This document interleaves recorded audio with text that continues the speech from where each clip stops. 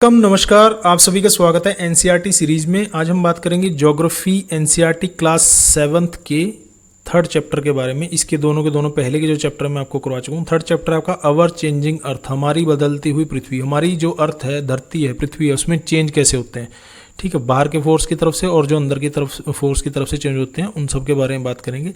अगर आपने हमारे यूट्यूब चैनल को अभी तक सब्सक्राइब नहीं किया तो भाई सब्सक्राइब जरूर कर लें। अगर आप किसी भी कॉम्पिटेटिव एग्जाम की तैयारी कर रहे हैं, जैसे यूपीएससी है, यूपीएससी का सिविल सर्विस का जो एग्ज़ाम है, ठीक है, या सीडीएस का एग्ज़ाम है, असिस्टेंट कमांडेंट का आपका एग्ज़ाम है, एनडीए का एग्ज़ाम, जिसमें आपका एनसीईआरटी बेस्ड क्वेश्चन पूछे जाते हैं। डिटेल में जीएस आपको पढ़ना है। स्टेट पीसीएस के आपके एग्ज़ाम है, ठीक है, स्टेट पीसीएस का उत्तर प्रदेश लोक सेवा आयोग का है, उत्तराखंड का, हरियाणा पीसीएस का आपका एग्ज़ाम है, बिहार पीसीएस का या मध्य प्रदेश लोक सेवा आयोग का एग्ज़ाम है, जिसमें आपको डिटेल में जीएस आपको पढ़ना है, मेंस आपको लिखने पड़ते हैं।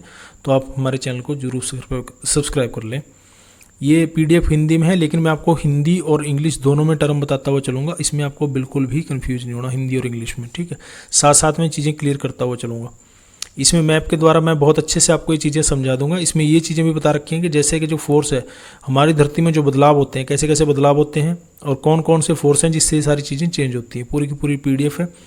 आप हमारे चैनल के साथ जुड़े रहें, इस वीडियो के साथ जुड़े रहें। आपको सारी चीज़ें मैं एक एक क्लियर करता हुआ चलूँगा, ठीक है। तो सबसे पहले हमारी जो अर्थ है उसमें बदलाव होता है। हमारी बदलती धरती है जो पृथ्वी है, मैंने आपको पहले बताया, इसके समझने के लिए लिथोस्फीयर अनेक प्लेटों में विभाजित है। जो आपका स्थलमंडल है, ठीक है, लिथोस्फीयर है, वो अनेक प्लेटों में विभाजित है, प्लेटें बनी हुई, ठीक है। मैंने आपको पहले एक चीज़ बता रखी है, जैसे कि ये हमारी अर्थ है, ठीक है, ये हमारी अर्थ है। ऊपर के हम बोलते हैं सबसे ऊपरली हिस्सा इसका क्रस्ट, 3 पार्ट में डिवाइड है। उसके नीचे आ जाता है आपका मेंटल, ठीक है, और सबसे बीच में है जो कोर एरिया आ जाता है, ठीक है। सबसे ऊपर क्रस्ट है, फिर मेंटल है, फिर कोर है। और यहाँ पर जो है क्रस्ट जो है, जो धरती का जो भाग है जिस पर हम रहते हैं, जिसे हम स्थलमंडल बोलते हैं, ऊपरी जो पार्ट है, ठीक है, कॉन्टिनेंट है, ओशियन है, सारे ये सारे के सारे प्लेटों में विभाजित हैं, ठीक है। 6 जो हैं सबसे बड़ी प्लेटें हैं और 20 जो हैं वो छोटी प्लेटें हैं, ठीक है। वैगनर का जो सिद्धांत है, आगे की जो कक्षाएं हैं उनमें हम डिटेल में इसको पढ़ेंगे। फिलहाल हमें इस चैप्टर से जुड़ी हुई चीज़ें पढ़नी है। तो इसे स्थलमंडलीय प्लेट बोलते हैं हम, लिथोस्फीयर प्लेट बोलते हैं, लिथोस्फीयर प्लेट बोलते हैं, ठीक है।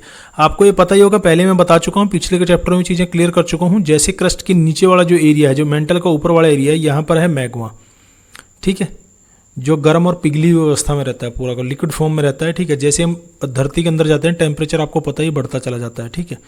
तो यहाँ पर मैग्मा है, जैसे प्रेशर है, जैसे इसको स्थान मिलता है तो बाहर निकलता है, इसको हम फिर लावा बोल देते हैं, लावा। इसी से आपकी इग्निस रॉक्स बनती है, ठीक है।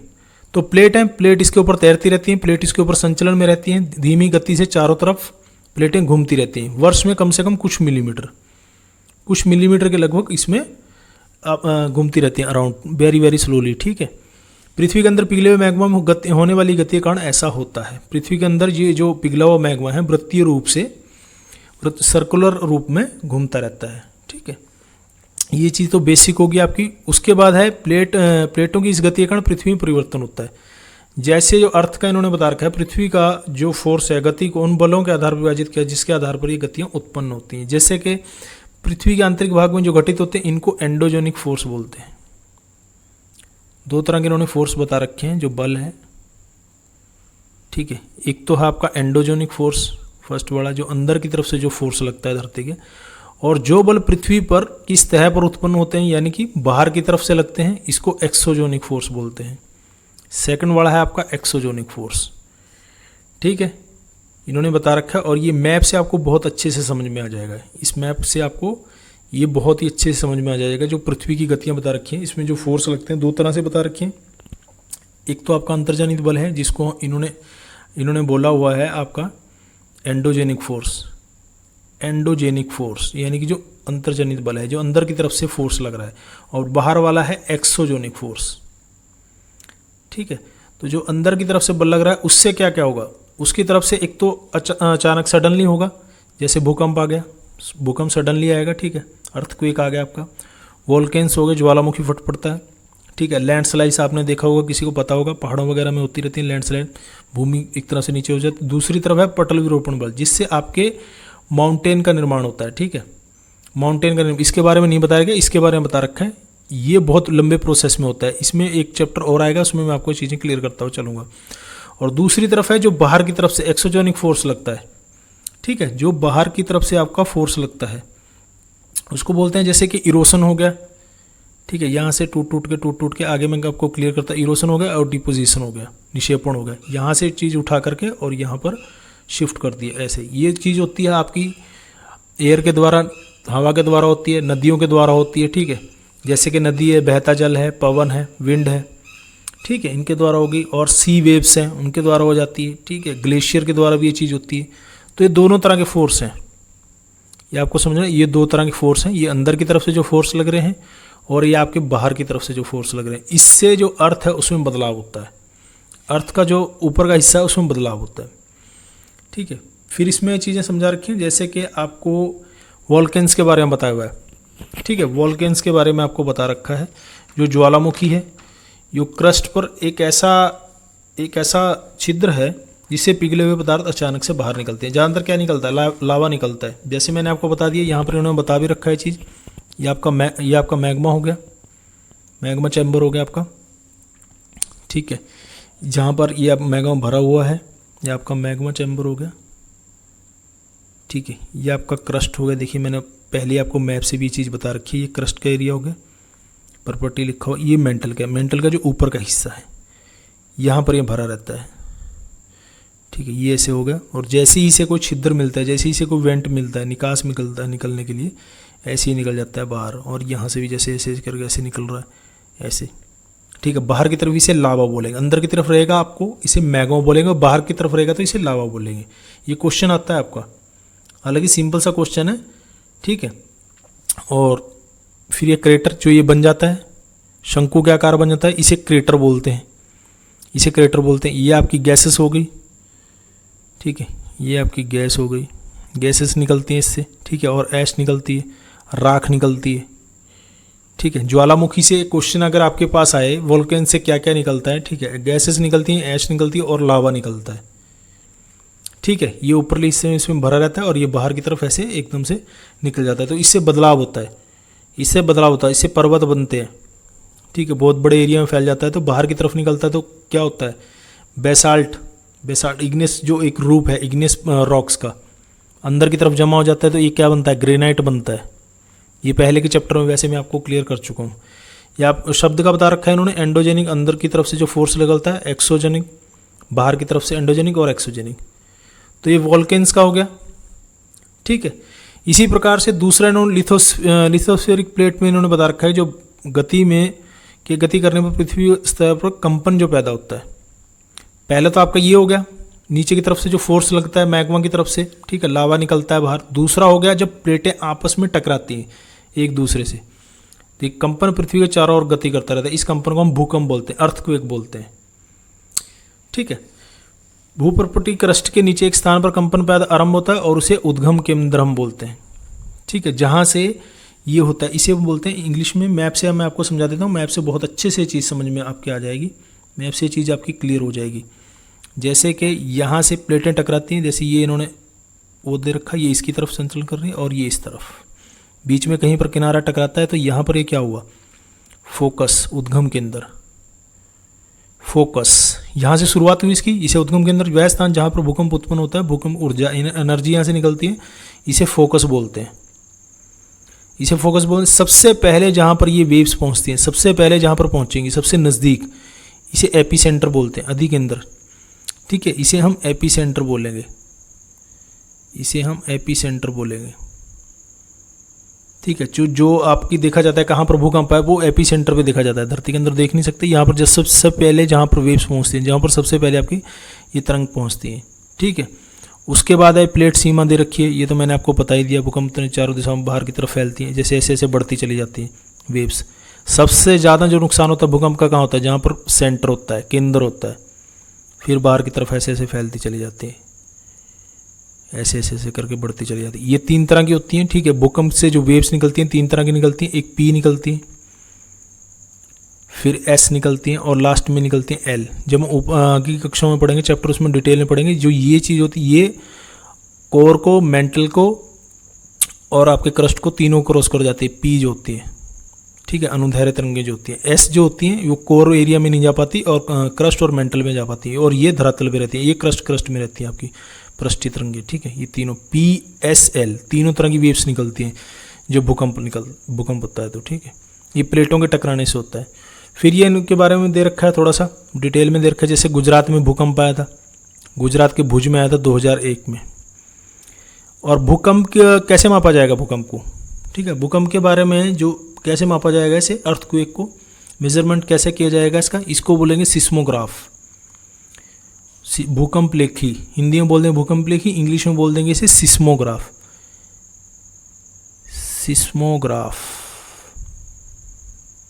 सिस्मोग्राफ इसकी जो तीव्रता है, ठीक है, उसे किस तरह से मापेंगे, इसका जो तीव्रता है उसे किस तरह से मापें, मेजरमेंट उसको कैसे करेंगे, रिएक्टर स्केल पे करेंगे। इसकी जो तीव्रता है उसको रिएक्टर स्केल पे मापेंगे। जैसे कि 2.0 का है, ये रिएक्टर स्केल है, इंग्लिश में भी ऐसे लिखा जाएगा रिएक्टर स्केल। ये आता है क्वेश्चन कई बार, ठीक है। भूकंप को तो मापेंगे हम सिस्मोग्राफ के, इसकी जो तीव्रता है, ठीक है, उसको हम किस तरह से मानेंगे, रिएक्टर स्केल पर, उसको हम रिएक्टर स्केल पर मापेंगे। द मैग्नीट्यूड जो इसका है, ठीक है। जैसे 2.0 का, इससे कोई फर्क नहीं पड़ता, इससे पता भी नहीं चलता, प्रभाव नहीं के बराबर इन्होंने लिखा। जिस भूकंप की तीव्रता 5.0 है, भूकंप वस्तु मतलब कि वस्तुएं वगैरह गिर जाती हैं उससे। और ये जो होता है 6.0 का, इससे नुकसान होता है। इसके आगे के जो होते हैं, जैसे कि 7 का इन्होंने दे रखा है कि बहुत ज़्यादा नुकसान होता है। और ये आपका सिस्मोग्राफ दे रखा है, थोड़ा सा मैप के द्वारा बताया हुआ है, ठीक है। ये दोनों चीज़ें क्लियर होगी। फिर है जो आपके बाहर की तरफ से फोर्स लगते हैं, अर्थ के ऊपर जो बाहर की तरफ से फोर्स लगते हैं, जो उनसे बदलाव होता है, इसके बारे में बात करेंगे। उसके बाद है आपका मेजर लैंड फॉर्म्स, मुख्य स्थलाकृतियाँ, मेजर लैंड फॉर्म्स, ठीक है। इसमें दो तरह के प्रोसेस इन्होंने दे रखे हैं। जो दृश्य भूमि है आपकी, ठीक है, जो धरती है हमारी लिथोस्फीयर, उस पर जो बदलाव होते हैं, ठीक है, दो प्रोसेस इन्होंने दे रखे हैं, दो प्रक्रम हैं, ठीक है। एक तो अपक्षय वेदरिंग जिसको हम बोल देते हैं, और दूसरा है अपरदन इरोशन जिसको हम बोल देते हैं। ये वेदरिंग है, वहीं पर अगर चट्टान पर कोई बदलाव होता है, ठीक है, रॉक्स पर टूटती है, फूटती है वहीं पर, ठीक है, पृथ्वी पर शैलों के टूटने को अपक्षय बोलते हैं, हम वेदरिंग बोल देते हैं। भूदृश्य पर जो जल दूसरा सेकंड वाला है, जो जल से और पवन से हिम से होता है, एक जगह से चीज़ उठा करके ऐसे, ठीक है, एक जगह से उठा करके इरोशन हो गया, और दूसरी जगह जहाँ पर हो जाता है वहाँ पर डिपोजिशन हो गया। ये किसके द्वारा होता है, ये आपका होगा एयर के द्वारा, ठीक है, जल के द्वारा होगा। जल ये अपने साथ मिट्टी लाती है, ठीक है, सॉइल्स, गाद, दुनिया भर की पत्थर, ये सब चीज़ें लाती हैं, ठीक है, वायु के द्वारा, और एक स्थान से दूसरे स्थान पर ले जाए जाते हैं, फलस्वरूप निक्षेपित कर दिए जाते हैं, ठीक है, डिपोजिशन कर दिए जाते हैं। अपरदन निक्षेपण यानी कि इरोशन एंड डिपोजिशन, जो मैंने आपको यहाँ पर समझाया है प्रोसेस, इससे बदलाव आते हैं। बदलाव कैसे आते हैं, मैप से आपको बहुत अच्छे से चीज़ें समझ में आ जाएंगी। जैसे नदी का है, ठीक है, रिवर का है, रिवर क्या करती है, जैसे कि ये आपको दे रखा है मैप से, आप समझ भी सकते हो इसको चीज़ को। आपको मैंने बताया था कि जो आपको पठार वाला जो एरिया बताया था मैंने, ठीक है, पठार वाला जो एरिया बताया था, जैसे कि इसकी चट्टान जो है खड़ी होती है, ठीक है, जैसे कि हम माउंटेन की बात करेंगे वो ऐसे होता है, और जो पठार वाला एरिया बताया, प्लेटू वाला जो मैंने आपको एरिया बताया था वो ऐसे होता है, खड़ी ढाल वाला, ठीक है, स्लोप जो होता है खड़ा होता है उसका, ऐसे ऊपर से पानी गिरता है, इसमें तो ऐसे करके आ जाता है, इसमें भी बदलाव होते हैं, इससे सीधा करता है, तो यहाँ से क्या बोलेगा, ये वाटरफॉल बनाएगा। ऊपर से सीधा गिरेगा तो इसे वाटरफॉल बोलेंगे, बहुत ऊंचाई से पानी सीधा नीचे गिरता है, इसे वाटरफॉल बोलेंगे, हिंदी में झरना बोल देंगे, या जलप्रपात इसमें बोल देंगे। जैसे यहाँ पर ये दे रखा है, ये पानी यहाँ पर गिर रहा है, ठीक है, ये बदलाव कर रहा है। यहाँ पर क्या कर रहा है, नदी के जल से दृश्य भूमि में अपरदन होता है, इरोशन होता है, ठीक है। जब नदी किसी खड़े ढाल से सीधे स्थान से अत्यधिक कठोर शैल से खड़े ढाल वाली घाटी में गिरती है तो यह जलप्रपात बनाती है। ये कठोर शैल है, जल की शक्ति के द्वारा काटेगे मृदु शैल, नरम वाले शैल है उनको काट देती है यहाँ से, ठीक है, यहाँ से काटेगी और आगे मिट्टी को ऐसे ले जाएगी। और यहाँ पर आपको थोड़े से फैक्ट भी दे रखे हैं, जैसे कि साथ साथ पिछली बार भी मैंने आपको स्वर्ण रेखा नदी का बताया था, और श्रावती जो आपका जोग प्रपात मैंने आपको बताया, जोग वाटरफॉल जो बताया था। यहाँ पर दे रखा है विश्व में हजारों छोटे छोटे जलप्रपात हैं, वाटरफॉल है। सबसे ऊंचा जो वाटरफॉल है दक्षिण अमेरिका में है, वेनेजुएला में। वेनेजुएला देश आपको याद रखना है। एंजल वाटरफॉल, एंजल जलप्रपात है, एंजल वाटरफॉल। और अन्य जो फेमस है उत्तर अमेरिका में, कनाडा और अमेरिका का जो है यूएसए उसकी सीमा पर है, Niagara waterfall, Niagara waterfall. Africa में है जाम्बिया एवं जिम्बाब्वे की सीमा पर है विक्टोरिया। ये तीनों आपको याद रखने हैं, ठीक है। पहले वाला जो सबसे वर्ल्ड में सबसे ऊंचा है वेनेजुएला में एंजल है, एंजल वाटरफॉल है। सेकंड आपका दे रखा है जो बहुत फेमस है नियाग्रा वाटरफॉल, चौड़ाई में शायद पहले नंबर पे है ये। और तीसरा है जाम्बिया और जिम्बाब्वे हैं विक्टोरिया पर, विक्टोरिया जलप्रपात। ये तीनों आपको दे रखे हैं, ठीक है। तो ये वाटरफॉल के बारे में बता रखा है। यहाँ से आके मिट्टी उठा करके ले जाती है, ठीक है। नदियाँ अपने साथ मिट्टी का या आगे इसमें बदलाव कर देती हैं। यहाँ से चट्टान को काट दिया पूरी तरह से, इसमें बदलाव कर दिया। फिर आपको दे रखा है जैसे ही मैदानी भाग में जाती है नदी, जैसे ही जो रिवर है मैदानी भाग में जाती है तो वहाँ पर क्या बनाती है, ठीक है।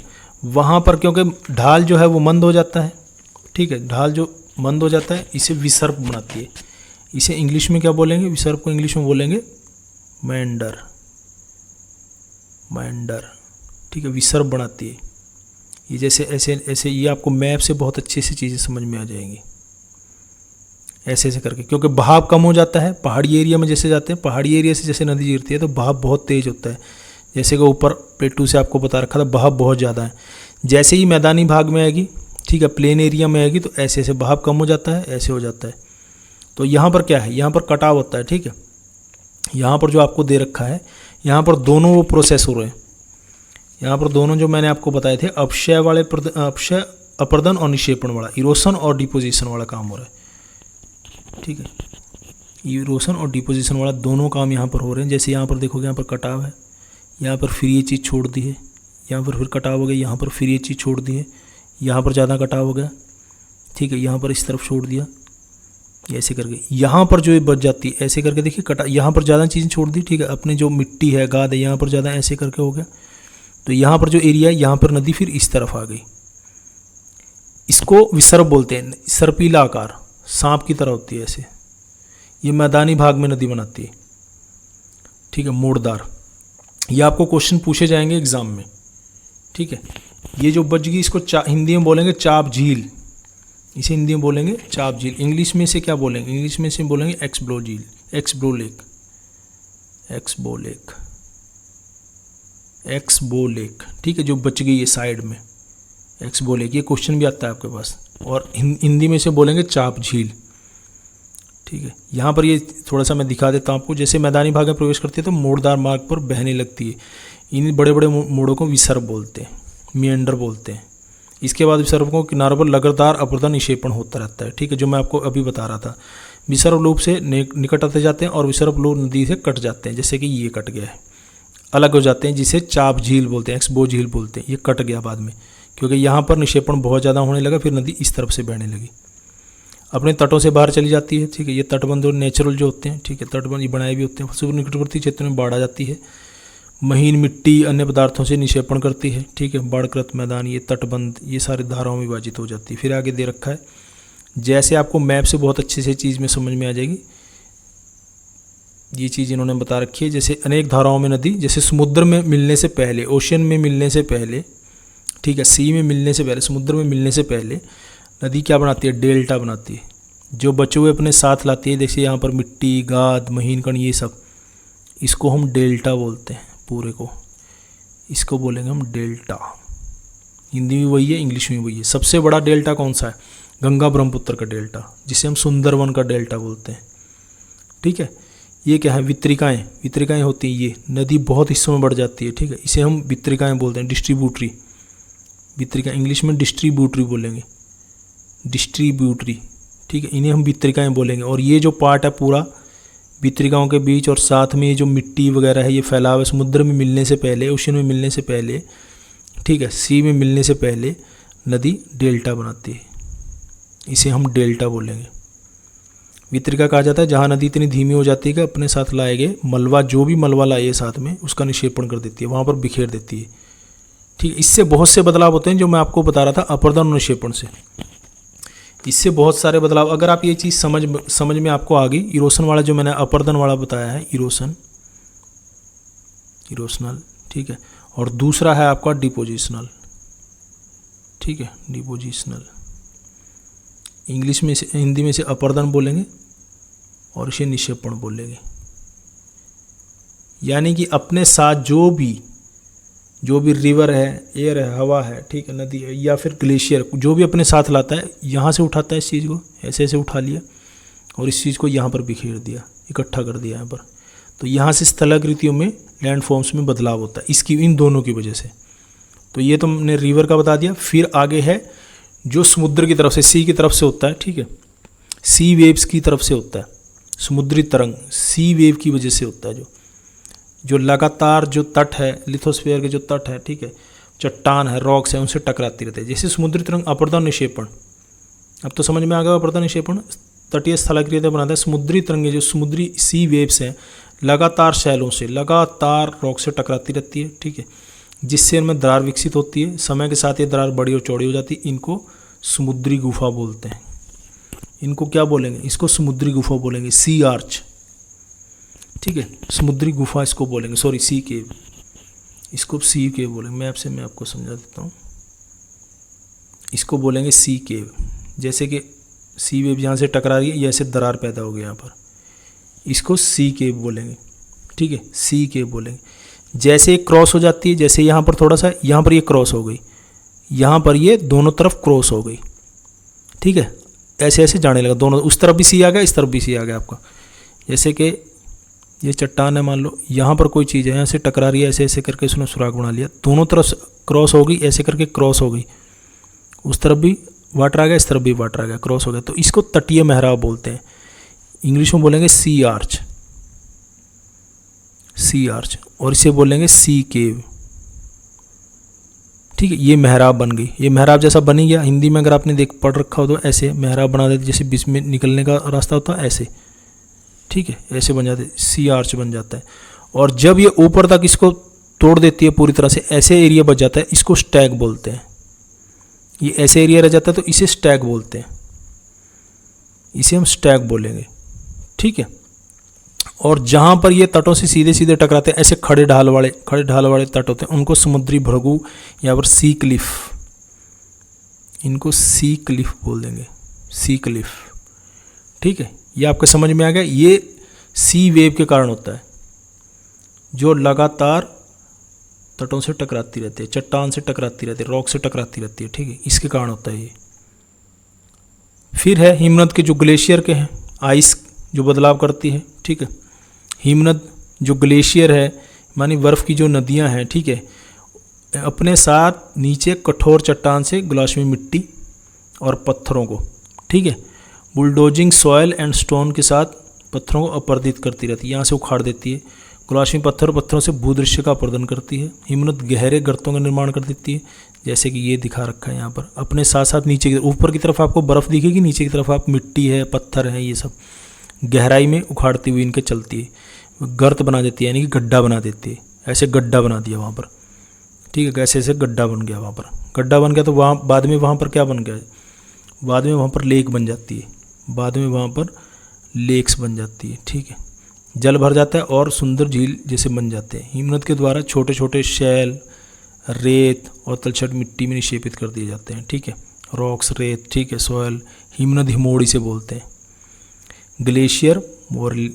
ग्लेशियर मोरेंसी से बोलते हैं, हिमनद हिमोड़, ठीक है। यहाँ पर ये चीज़ आपको क्लियर होगी, मैप से आपको समझ में आएगा। उसके बाद आ गया आपका एयर, जो पवन का काम है, जो विंड का काम है, जो विंड का काम है। अब हवा का जब बहुत बड़ा रूप साथ में चलता है, लगातार एक फिक्स उसमें चलता है, तो उसे हम विंड बोल देते हैं, उसे हम विंड बोल देते हैं। विंड जो है सबसे ज़्यादा, पवन जो है सबसे ज़्यादा जो अपना बदलाव करती है धरती पर, अपरदन निक्षेपण वाला जो काम है वो करती है, पवन जो करती है वो करती है रेगिस्तान में, डिज़र्ट के एरिया में ज़्यादा करती है, ठीक है। जैसे यहाँ से उठाया एक बालू का टिब्बा, कल को यहाँ से मिट्टी कण यहाँ से उठा ली, दूसरी तरफ मिट्टी कण बन गए, ठीक है। आज यहाँ पर मिट्टी का टिब्बा है, दूसरी यहाँ से उठा करके हवा चल रही है, पवन चल रही है, धीरे धीरे धीरे धीरे धीरे धीरे यहाँ पर टिब्बा बन गया, ठीक है, यहाँ पर टिब्बा बन गया। इसे मशरूम रॉक्स बोलते हैं। जैसे कि रेगिस्तान पवन में अपरदन निक्षेपण के प्रमुख कार्य, रेगिस्तान अपने छत्रक के आकार के शैल देख सकते हैं, जिन्हें छत्रक शैल बोलते हैं,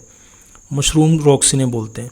पवन शैल ऊपरी भाग की अपेक्षा निचले भाग में आसानी से काटती है, इसलिए ऐसी शैल के आगे संकीर्ण और शीर्ष वाले होते हैं।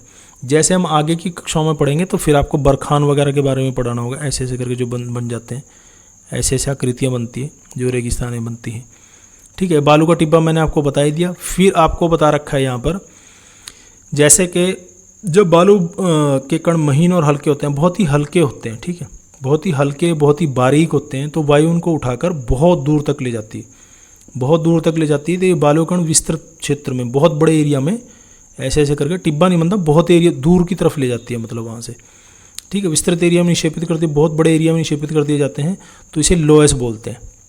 लोएस का मैदान सबसे बड़ा कहाँ पर है? चाइना में। चाइना में विशाल लोएस का मैदान है, ठीक है, जो गोबी मरुस्थल से जो रेत लाई गई है उसको उठा करके चाइना के बहुत बड़े पार्ट में उसने बिखेर दिया, जो जैसे गोबी डिजर्ट है, ठीक है, जो चाइना में पड़ता है, वहाँ से ऐसे ऐसे करके महीन कण के बहुत बड़े एरिया में बिखेर दिया, ऐसे उसे लोएस का मैदान बोलते हैं, और चाइना में सबसे बड़ा लोएस का मैदान है, ठीक है। ये क्लियर हो गया, ये आपका विंड का हो गया, ये आपका ग्लेशियर का हो गया, और ये आपका सी वेव्स का हो गया, और ये आपको मैंने रिवर का बता दिया जो उसकी तरफ बदला है, और ये अंदर की तरफ से जो होते हैं, ये आपका अर्थक्वेक का हो गया, और ये वोल्केन का हो गया, ठीक है। उसके बाद आपका बचता है, ये मैं आपको दिखा दूं, उसके बाद आपके ये क्वेश्चन बचते हैं, साथ साथ में क्वेश्चन लगा लोगे तो ठीक है। प्लेटें क्यों घूमती हैं, जैसे मैं आपको बता रखा हूँ, इंडोजेनिक एक्सोजेनिक फोर्स क्या है, अपर्दन क्या है, बाढ़कृत मैदान क्या है, बालू का टिब्बा क्या है, समुद्री पुलिन क्या है, चाप झील क्या है, ठीक है। फिर आपके ये क्वेश्चन है, ये क्वेश्चन लगा लोगे तो ज़्यादा बढ़िया रहेगा, साथ साथ में क्वेश्चन लगा लोगे तो सभी एग्जाम की आपकी तैयारी अच्छे से हो सकेगी। आपको आज का चैप्टर कैसा लगा इसमें कमेंट बॉक्स में जरूर लिखना। देखने और सुनने के लिए धन्यवाद। मिलते हैं नेक्स्ट चैप्टर में। जय हिंद, जय भारत, वंदे मातरम।